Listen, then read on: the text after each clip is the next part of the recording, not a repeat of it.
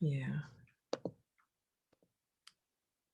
All right, I'm going to start recording. I'm going to start the webinar. Okay, we're good to go. We're streaming on Facebook.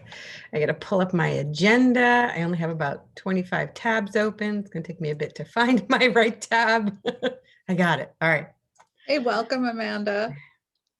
So Amanda spent the last 2 days presenting and attending the Family Law Symposium through the State Bar. And I heard it was fantastic. So, I mean, she's definitely an expert in her field. I can say that. She can't say that, but she definitely is. It's funny. I would love to be able to see like other professions, what their, you know what I mean? When they do their presentations and they do their, I think it gives you so much insight. Yeah. Hey, what they do and how they do. Good morning, Good Jason. morning. And hi, Allison. So Allison is one of my favorite people. So I've known her for so long. And pre-COVID, we would get together for lunch, like maybe once every 3 months. And it was so great because we would just talk about anything but work. And it was like this fantastic, just, oh, we can hang out and, complain about husbands. It was great. That's awesome. Yes, Allison and I are eventually going to connect. Excellent. We've been on some networking things together and we've emailed and stuff. So when the world, when we can finally be together, we will all get there. One more, and waving at you, Jason. But I will tell you, Michelle Sylvie is now my favorite person. Favorite person.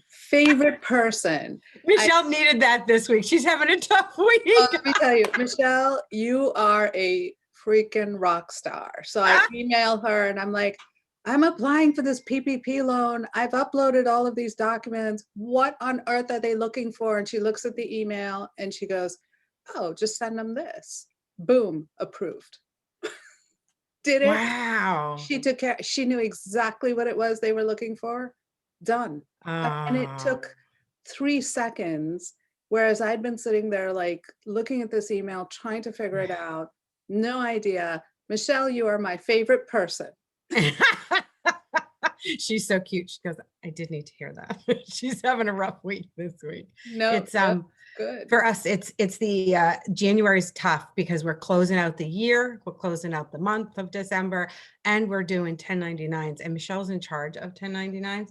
And I know you'll all be surprised, but they made a bunch of changes and nobody's caught up with it. So like the IRS and New Jersey and other states don't have the ability to accept all the forms, and they will only accept them electronically, but you can't accept them. So, it's so much fun. Oh, I see Yuki's here. Hi, Yuki. See, I wave. I do the same thing. Who said good morning? Amanda did. I do the same thing. Hey, how you doing? Like, at least you can see me. The thing is, like, Yuki, you waving back too? All right, well, let's get started. Let me introduce the fabulous Aisha Hamilton, who is the owner at Hamilton Law, and she focuses her practice on employment law and is there for employees, big and small companies. My name is Elisa McCabe. I'm the owner at First Steps Financial, and we help small businesses keep their act together financially. And as Aisha mentioned, we're there to help you out when you get stuck. Yeah. So today we're talking about how do you get on nonprofit boards or professional boards? And is it who you know? Is it what you know? And is this part of servant leadership? And I was looking up about servant leadership and what it really is, and it's a servant leader shares power and puts the needs of employees first and helps people develop and perform as highly as possible. And I think being on a nonprofit board and helping others really does provide that. Yeah. I mean, because you're helping, I don't know. I sit on a board. I sit on a nonprofit board. Do you sit on one? I do. And I think what you have to be careful about, right, is I think we all think, oh, I'm going to jump on a board and it's going to be fantastic networking and it's going to be, great visibility. And it is those things, but it's also a boatload of work. And that's where I think the servant leadership part comes in, is you need to be prepared to roll your sleeves up and do the work of the organization. So when you think Yeah. about where you want to get involved, be strategic about it. Think about, Mhm. is the mission something that speaks to you? Because remember, all of this Mhm. is unpaid. It's Yeah. not like it's And paid work. and and that has to come from, that motivation has to come from somewhere. That's And right. that's, it's very true because and I got the position on the board because I volunteered, because I have a skill set, because I understand how to do the financial side. So when I volunteer for the treasurer position. I sit on the board at Shine and Inspire, and because how they provide support, I think is so fabulous, because they will give anybody anything, but you have to pay it back to the community. Right. You have to come up with something. And I love that, because I think when you give somebody something for free, they don't value it, Right. and everybody has something to give. So I think that as you think about wanting to get involved with board service, right, you do have to think about it as service. It is work. Mhm. It is. It is work to sort of network your way into a board position, and we can talk about that in a second. But it's also work because you need to make sure you're protecting yourself, because once you sit on a board, you have now assumed a fiduciary obligation. And so you want I to don't be think really cautious about that. I don't think most people know that. Now, I think people think like, okay, I feel passionate about this, or, it will help me with networking. I think everybody has different reasons for doing it, but I don't think they realize that it's a legal obligation, that, you now represent that right. that And so entity. when they send around the financials, even though you're not the treasurer and you're not a Lisa who can look at a, you know, financial spreadsheet and go, oh yeah, I get what that means. You need to spend the time looking at the financials. You need Oh, to and you ask need questions. You need to ask questions. And I think every board I've ever sat on, when I pass around the financials, everybody goes, okay, what's the bank balance? Oh, okay. All right, let's move on. They don't want to know. And so I'm like, no, no, no, wait a minute. I want to tell you, this is what's going on. This is the Right, trend. This is where money's going. And it's, ask questions. Ask questions like, you know, who's our biggest donor? right, Because you definitely want to know that, right. because we actually professionally work with nonprofits as clients, Right. and that's one of the things that we keep an eye on. And I'm going to tell you, I'll give you an example. It's a stupid little example, right? But this is where the devil's in the details. I sit on a board, they circulated the financials. I'm looking at the financials, and I noticed that there's two separate payments in the same month for a Spotify account. And so I just asked, why does this entity pay for a Spotify account? And why is it paying for two Spotify accounts? And so the the treasurer then went back into the organization, asked that question, got the answer. One is an account to play music at events, totally fine. The Totally second fine. one was an error, right? Because somebody didn't realize that they'd already done that setup and set up another account. Good. Hmm. So we caught $13 that month, big deal, right? But it's a small example of how you need to be watching and understanding the mission of the organization to Hmm. then be able to ask the questions about expenditures related to the organization. And that's Yeah. your obligation sitting on that board, whether you're the Right. treasurer or not. Or not, no matter where you are. Yeah. And Amanda says that it's arduous. It's very, and the financials aren't, well, that's another thing. they need to make them much more friendly to everybody, like with graphs and stuff. That just makes life easier. Exactly. And Um, I'll give you another example. Several years ago, I was brought in by the executive director of a board because they started to notice that some of the board members themselves were sort of quote unquote self-dealing, is getting benefits for themselves and their children as part of the mission of what this organization did. um, wow. and reaching out directly to the executive director staff to say, well, make sure we get this, right? But it was not something that Huh. fit with the allocation criteria. And so, you know, those are the types of things that you should not do when you sit on a board. But those are Yeah. also the types of things that other board members have a financial obligation, a fiduciary obligation to make sure that is not happening. And so you have to pay attention. So, so how did you get on your boards? Because, you know, there's so many things you can do. If you want to get on a board, you can volunteer, you can help fundraise, you can offer to take meeting notes, you know. But how did you get on the board that you sit on? What was your I think you story? you start with volunteering for the organization. You start with getting involved. You do have to network, right? You Mhm. do have to know the people who are going to get you on that board, right? So, you know, there have been boards that I've said no to because I felt that they weren't structured enough and they weren't formal enough, right? That's something you know you also want to think about. And Sure. also, if it's not fitting with my mission and my passion, right, then it's not worth the work. Um, Yeah. so I think networking is your key, but you have to start, and at least I know you do this. You start by actually doing the work of the organization. You start Yeah. on the ground floor.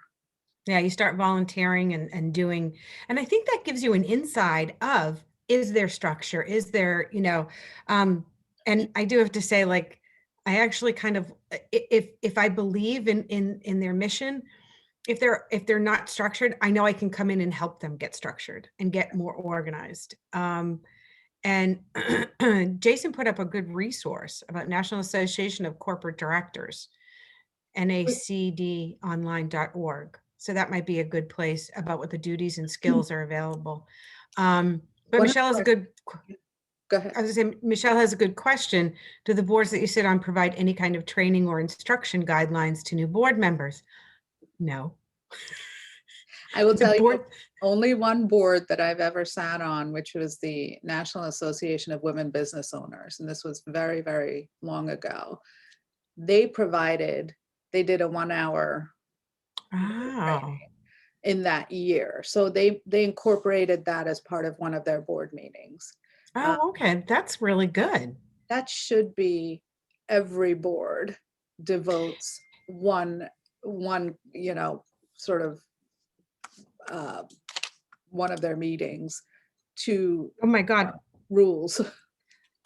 Absolutely. I mean, and because not only does it help at present day, it helps for the growth of the board. And that's one of the things that I always try to tell these very small nonprofits as they're kind of all over the place is get things organized. If you go on TechSoup.org, they offer all kinds of free software. And you can get G Suite for free. You can get QuickBooks Online for $75 a year. Wow. I mean, most people, most nonprofits can afford that.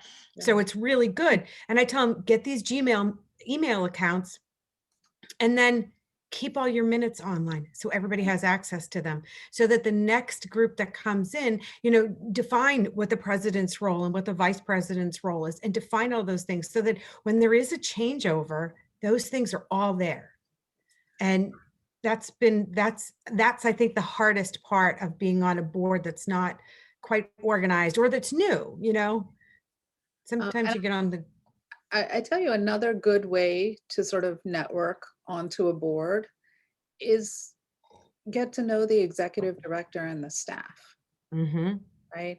Because ultimately they will there's a nominating process or a board admissions process, and you should understand what that admissions process is, right?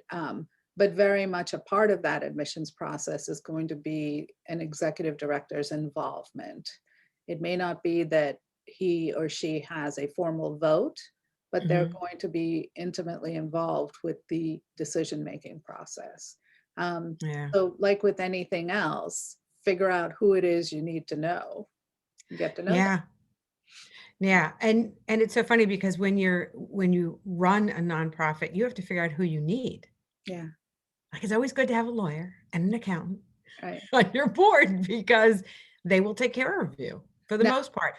you got to be careful there for the lawyers and the accountants in the room. True. Be careful there because you sit on a board as a board member, not as legal counsel for Right. the entity. And you want to be really, really clear about the distinctions, because the entity might have legal counsel. And so you want to be really careful about not providing conflicting advice or actually providing any advice at all. So you can Right. bring your training and, Elisa, your financial The know-how. skill set. Yeah. Yeah, but you got to be But not. careful about not practicing law or practicing accounting in a way that implicates your license. So Right. it's a fine line, right? Mhm. And frankly, yes, I want to help on the board. I don't want to get sucked into, $50,000 worth of free advice. Yeah, that's true too. And they should have outside counsel. It's much more beneficial because, that person is an independent. We actually just had to do that with one of our clients. They were having a situation and our advice to them was seek outside counsel. And he Right. says, I'm going to go to the president and ask for it and find someone to help us. So Jason says he does do legal representation of nonprofits and training for directors. Oh, we'd be happy to do an informal session. Good. For our friends. I love it. For boards that are friends of Aisha and Elisa. We do have tons of friends. So Kapu has a really good point. She says to be on a board is to serve, not be served by. Right. And I do think you should go into it not expecting, be clear about what your expectations are. How's that? Because when you sit on a professional board, I think you have different ideas. Yeah. As opposed to sitting on a nonprofit board. I mean, you sit on some professional boards, right? I do. And I will tell you that my experience has been is that they do have all of the formal structures in place. And maybe it's because it's lawyers. Right? So if we don't have they are together, sticklers for right. things. But when you jump on a board, you're on Shine and Inspires board. And I know they have all of their structures in place because it's a stable and it's a well-established organization. But one of the first things you'd say is, hey, can I look at your bylaws? Hey, do you have an annual report for last year? If they're like, no, you can't see it, or no, you can't have it, or no, we don't have it, red flags. Red flags. Right. You know what I always do? The first thing I do is I go on charitynavigator.org online and I see when the last time they filed their 990. And I have to tell you, if a nonprofit does not file their 990 every year, they don't have their act together. That's right. Even when I'm giving money, I will go and look because it is really representative of what their structure is like. Because if you can't get your financials done, then the rest of the company is not doing good. Right. Well, and now your fiduciary obligation is triggered, right? So nonprofit has a tax status, and you have an obligation to make sure that the company is complying with its nonprofit tax status. So you have to be looking at, are we violating this? Are we a 501c3 or a C5 or a C6? And there are implications as to what a company is allowed to do or not do in a C3 versus a C5 or a C6. So you want to be careful there, right? Yeah. Because part of your job of sitting on a board of a company, profit or nonprofit, is making sure that they are complying with their mission and not jeopardizing their financial status. So Yeah. you got to ask those questions. I would ask, when you're asked to get on a board, hey, do you happen to have a D&O policy? Do you have an errors and omissions policy?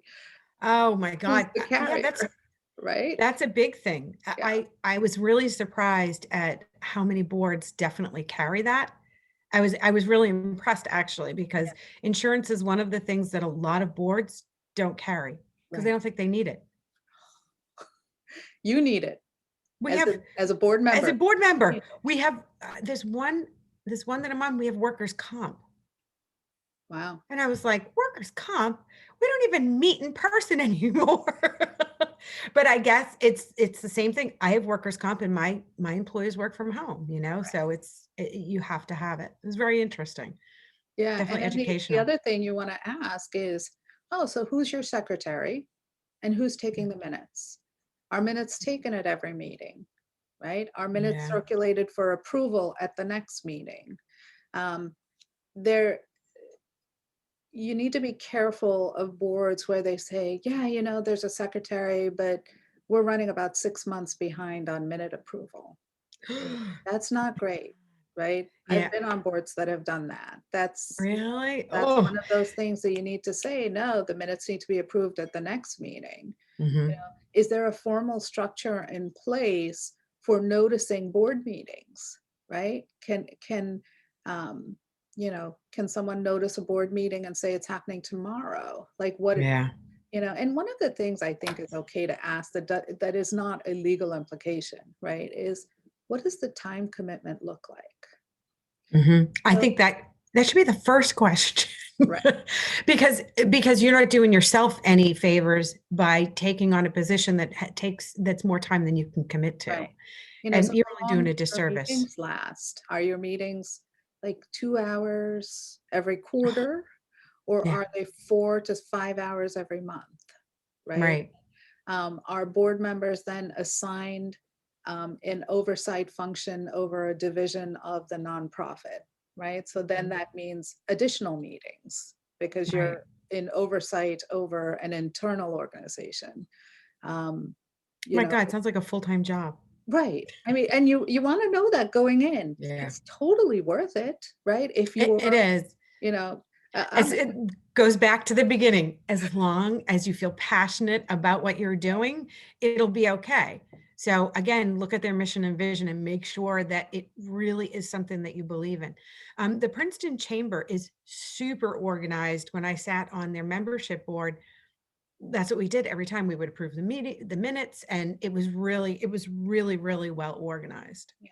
One of the things also to consider, if you own a nonprofit, you are a nonprofit, or you're affiliated with a nonprofit, consider setting up an advisory board. Advisory Mm. boards are limited in their fiduciary obligations, right?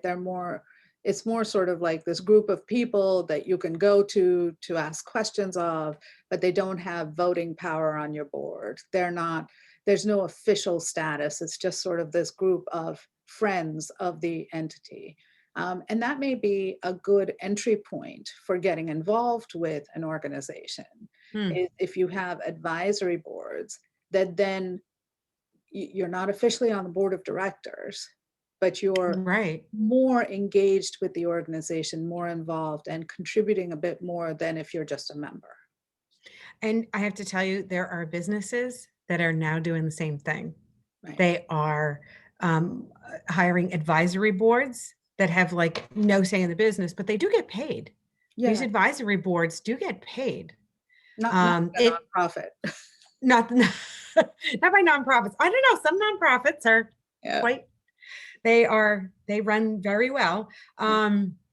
But I was very intrigued that these advisory boards are just that one step beyond, and it's a very unique position because you can use your expertise in helping certain things. Right. Um, And I I thought think that was another really, question you want to ask is there a financial commitment expected of a board member? Some yes. nonprofit boards, it won't be in writing, right? But some are very upfront about we need X from you. Others have this expectation that you're going to contribute to, you're going to somehow contribute either in terms of dollars or raising funds. Hmm. So you want to know that you really, you want Yeah. to know that you have the capacity to comply, because sometimes it's you'll raise X number of funds or you'll write a check for X number of funds. You want to be You careful. know what? That's actually, and that's something that nonprofits need to think about too, is to put that up front and really be, and some nonprofits that I have been associated with, they want you to physically go out and do, like, even if you sit on the board, they want you to physically go out and do like a lot of the work. And I thought that was interesting because, do they take that into consideration when you ask, what's the time commitment? Right. And they say, oh, well, we only have like one board meeting a month. But then the underlying part is, well, we expect you to be at every event that we have. And on top of that, we want you to do all the work behind the scenes too. Right. So, And Beth and says many nonprofits like 100% participation because it's a selling point to large donors. I think that's mhm, so true, right? I yeah. mean, I know Beth is really involved with the Seeing Eye organization, so for Seeing Eye dogs. And I know it's something that's close to her heart. Um, but also when you see active I'm not sure if you're a board member, Beth, but when you see active participants, you see a vibrant organization, you see committed, dedicated servant leaders, then yeah, people are going to contribute. She says she's not. Oh, well, you should be. You're a great spokesperson. Um, Oh, she needs to be on the advisory board. that That's what yeah, she should. that's the gateway drug, right? That's the gateway. But I think, board service is great. And it's I love being on the boards I'm on Me too. because it's fulfilling, right? I will You tell do. you, if you're getting into it because you think it's a good business development opportunity, it's really not. It's It's not. so much work. So you need to get It's into it because nice. you're passionate, right? Yeah, and it's nice to be able to meet these other people yeah, no, I'm not seeing a lot of business pouring in from the clientele from Shine and Yeah, Inspire. Just saying. yeah, right. And But I that's feel awesome. I've been able to interview some of the people that we've helped, and oh my God, like they're telling me their stories and I'm crying. And that is 100% fulfilling. worth every hour that I spend doing work for them and making sure, that things are done well on the financial side. Um, so I like that Beth says your volunteer work makes you more interesting and relatable. And mhm, that's right. That that's true. does translate to more business, right? So Beth had given this example of how she does a lot of work with the Seeing Eye organization.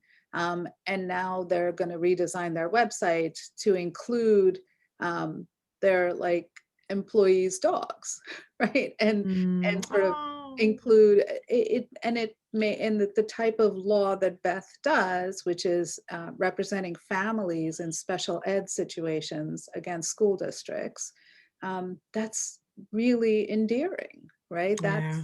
That's going to make their firm seem so much more welcoming and Mhm, interesting. And it's certainly something that other law firms cannot brag about, right? So right.